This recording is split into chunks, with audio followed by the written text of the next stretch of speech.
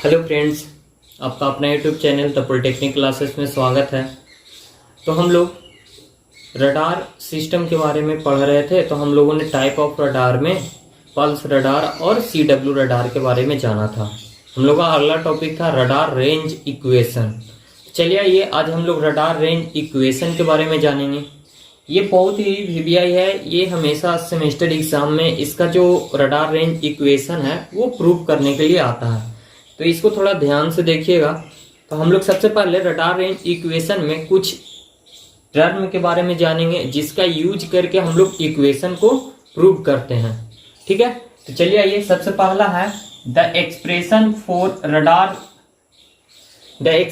For range of radar. Radar range के expression को prove करने के लिए, उसको एक्सप्लेन करने के लिए हम लोग कुछ टर्म का यूज करते हैं, उसके बारे में जानते हैं। सबसे पहला लेट अस कंसीडर, हम लोग कुछ कंसीडर कर रहे हैं कि इस जहां पे ये कैपिटल आर क्या है, तो डिस्टेंस टू ए टारगेट है। टारगेट और रडार के बीच में जो डिस्टेंस है उसको हम लोग किससे डिनोट कर रहे हैं, तो कैपिटल आर से डिनोट कर रहे हैं। एस क्या है, तो equivalent area of the target. Target का जो एरिया है उसको हम लोग क्या कह रहे हैं, तो एस से डिनोट कर रहे हैं। जो भी टारगेट तो हो सकता है, तो उसका एरिया को हम लोग क्या कर रहे हैं, एस से डिनोट कर रहे हैं। ठीक है, उसके बाद है पीटी क्या है, तो पावर ट्रांसमिटेड फॉर ट्रांसमीटर। जो हमारा ट्रांसमीटर है, ट्रांसमीटर के द्वारा जो ट्रांसमिटिंग एंटीना के द्वारा जो हमारा पावर को रेडिएट किया जा रहा है, उसी पावर को हम लोग क्या कह रहे हैं, तो पीटी कह रहे हैं, ट्रांसमिटिंग पावर। ठीक है, उसके बाद पीआर क्या है, तो echo power absorb by RX antenna. जो हमारा टारगेट से टकरा करके जो हमारा सिग्नल आ रहा है उसको आरएक्स एंटीना, रिसीविंग एंटीना के द्वारा जो रिसीव किया जा रहा है, तो वो जितना पावर को रिसीव कर रहा है उसको हम लोग क्या कर रहे हैं, तो पीआर से डिनोट कर रहे हैं। वो क्या है, तो रिसीविंग पावर है। ठीक है, echo power absorb by receiving antenna. उसके बाद है जीटी क्या है, तो power gain of the Tx relative to isotopic radiation. क्या है Tx, ट्रांसमिटिंग एंटीना के द्वारा जो सिग्नल को ट्रांसमिट किया जा रहा है, तो उस समय उस आइसोटोपिक एंटीना का क्या गेन को हम लोग क्या डिनोट कर रहे हैं, तो Gt से डिनोट कर रहे हैं। ठीक है, उसके बाद Gr क्या है, तो power gain of Rx relative to isotopic radiator.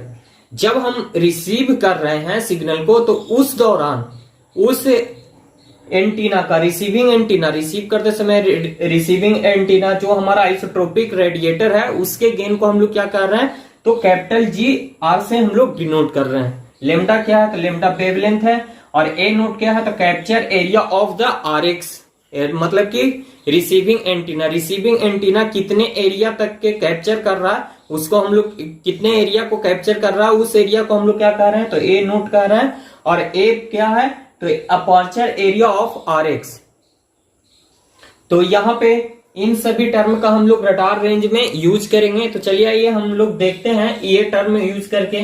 तो सबसे पहला क्या कैलकुलेट करना है, तो surface area of sphere of radius R.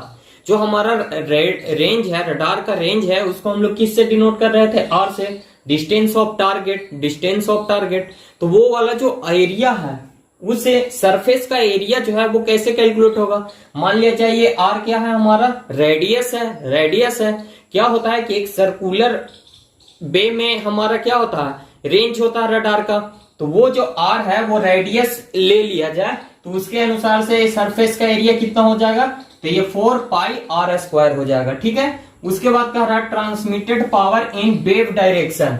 जो हमारा ट्रांसमिट कर दिया जा रहा है पावर, जो रडार ट्रांसमिटिंग एंटीना के द्वारा जो ट्रांसमिट किया जा रहा है, तो उसका पावर कितना होगा, तो इसका पावर होगा पीटी इंटू जीटी।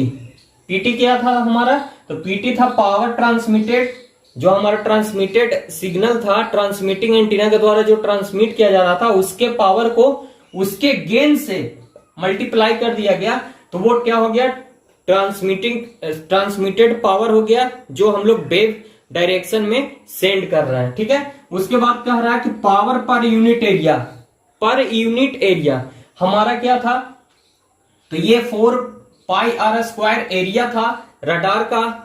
जो आपका सरफेस एरिया था उस पे हम लोग क्या कर रहे थे, सेंड कर रहे थे। पावर को सेंड कर रहे थे, ट्रांसमिटेड सिग्नल के पावर को सेंड कर रहे थे। तो हम लोग को निकालना है कि पर यूनिट एरिया, एक यूनिट एरिया में कितना पावर हम सेंड कर रहे हैं। तो उसके लिए क्या किया गया, तो जो पावर था टोटल पावर, उसको हम 4πr² से डिवाइड कर दिए। हमारा एरिया इतना था, हमको पर यूनिट निकालना था, तो हम 4πr² से इसको डिवाइड कर दिए।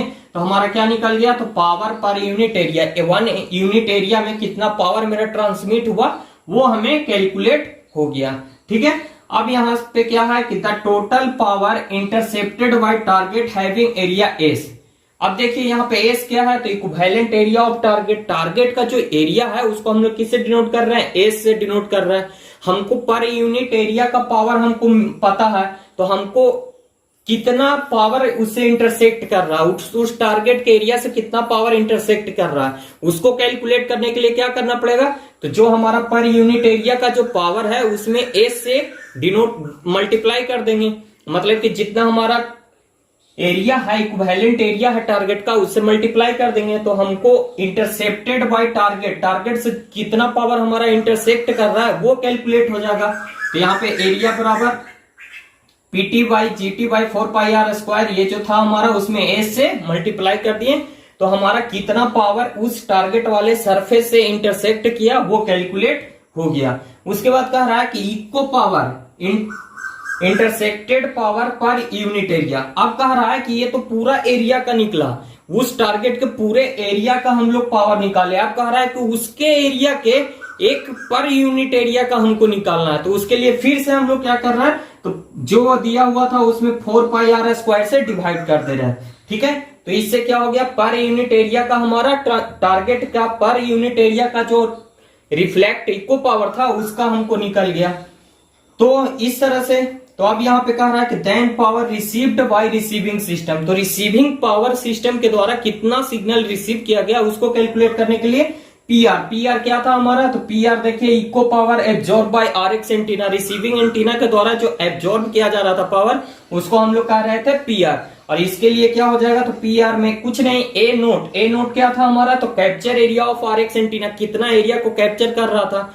तो जितना एरिया को कैप्चर कर रहा है वो, और पर यूनिट हमको पावर पता है तो इसके साथ मल्टीप्लाई कर दिए, तो टोटल आ गया पावर कितना, तो इक्को power absorb by RX antenna के द्वारा कितना पावर एब्जॉर्ब किया गया वो हमें कैलकुलेट हो गया। ठीक है, तो चलिए आइए अब इसको हम लोग देखते हैं, इसके बाद हमारा क्या आता है।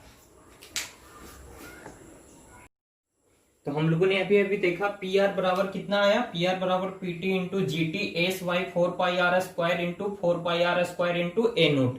ठीक है, अब इसी को हम लोग लेकर के चल रहे हैं। हम लोग क्या जानते हैं, we know that gain of receiving antenna is, एक रिसीविंग एंटीना का गेन, ये फॉर्मूला है, इसको आप लोग रेडियो एंड टेलीकम्युनिकेशन में आप लोग पढ़िएगा, एंटीना में एंटीना गेन कैसे निकलता है उसके बराबर ये फॉर्मूला है।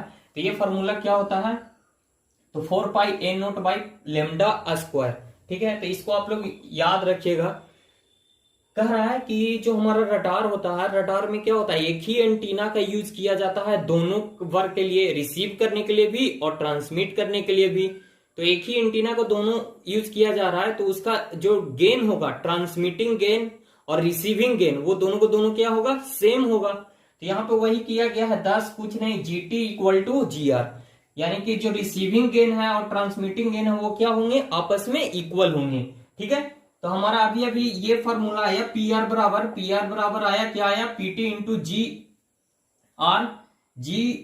GT आया था, PT इंटू GT। तो यहाँ पे GT के जगह पे टर्मिनेट करके, क्योंकि ये GR के इक्वल है इसलिए यहाँ पे GR हम लोग पुट कर दिए। ठीक है, उसके बाद एस का एस रहने दिए, ए नोट है यहाँ पे मल्टीप्लाई हो गया, 4πr² इंटू 4πr², ये हो गया। अब यहाँ पे देखिए GR का वैल्यू कितना है, तो 4πA0/λ²। इसको हम लोग GR का वैल्यू इसमें पुट करेंगे तो ये हो जाएगा 4π इंटू ए नोट।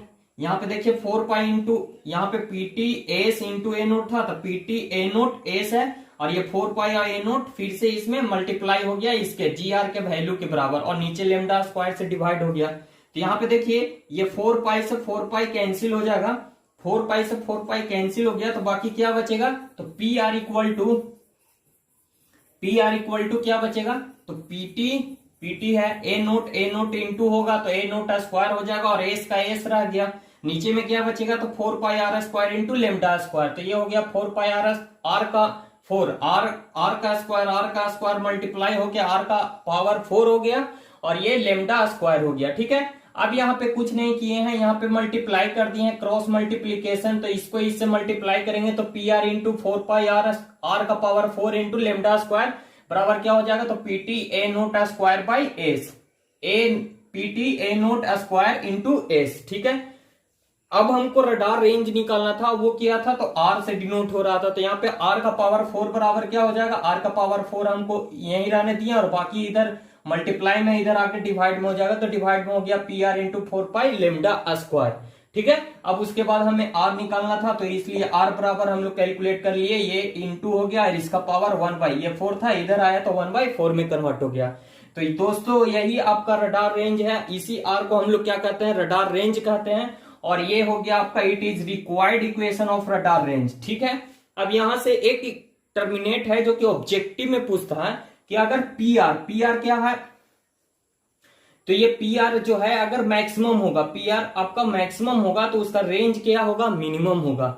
जैसे ये देखिए ये डिवाइड में है, इसके इनवर्सली प्रोपोर्शनल है, तो ये बढ़ेगा तो ये क्या होगा, रडार रेंज क्या होगा उसका घटेगा। ठीक है, तो ये यहां से याद रखिएगा, और पी आर घटेगा तो रडार रेंज आपका क्या होगा, मैक्सिमम से मैक्सिमम होगा। तो ये दोस्तों 6 नंबर में आपका ये रडार इक्वेशन आपका पूछता है, इसको 1-2 बार रिवीजन कर लीजिएगा, वीडियो को 1-2 बार करके देखिएगा, आपको समझ में आएगा। ठीक है, और इसका नोट्स आपको अगले डे प्रोवाइड हो जाएगा। तो इस तरह से आपका रडार रेंज समाप्त हो गया। अब हम लोग रडार के एक शॉर्ट नोट आता है लिखने के लिए डुप्लेक्सर पे और रडार स्कैनिंग पे, तो उसके बारे में अब हम लोग जानेंगे और उसके बाद ये हमारा रडार समाप्त हो जाएगा। तो दोस्तों अगर आप लोग के पास सैटेलाइट और रडार से प्रीवियस ईयर के क्वेश्चंस का न्यूमेरिकल क्वेश्चन होगा तो कृपया करके वो ग्रुप में शेयर कीजिएगा ताकि हम उसका वीडियो बना सके। तो ठीक है, तो आज के लिए इतना ही। आप लोग को कैसा लगा वीडियो ये कमेंट में बताएं और इसे ज्यादा से ज्यादा दोस्तों तक शेयर करें।